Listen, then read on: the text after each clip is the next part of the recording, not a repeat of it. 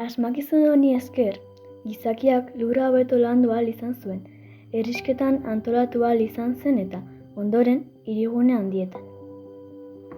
Eta ale kopuru handiak, zerealak eta lurretik ateratako beste produktu batzuk hornitzeagatik gertatu zen. Duela 12.000 urtetik, gizakiak nomadak ziren, azkenean talde txikitan finkatu ziren.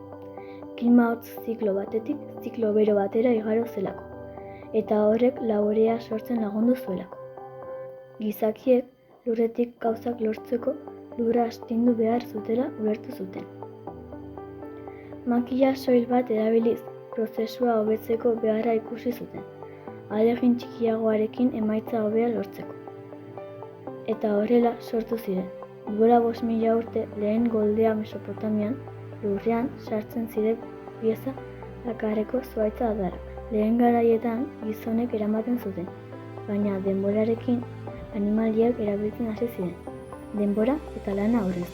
Goldearekin batera iritsi zen produktuen soberakina, eta horrekin batera gizartearen bilakaera. Ez zen beharrezkoa denak nekazaritzan edo izan aritzea, eta lan mota ezberdinak sortu ziren. Okinak, arotzak edo igeltxeroak. Horrela eman zitzaion bide zibilizazioaren garapena. Aurrerago, erromatarrek goldei funtsezko pieza bat gehitu ziren, burdinazko hortzak. Lurrean gehiago sakontzen zuten.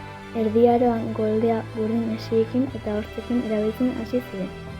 Eta 1730ean Rotterdameko goldea erabiltzen hasi ziren. Goldea oso makina sinplea da, baina eraldatzeko ahalmen handia du, eta bere asmakuntzak iraultza handia ekarri zuen.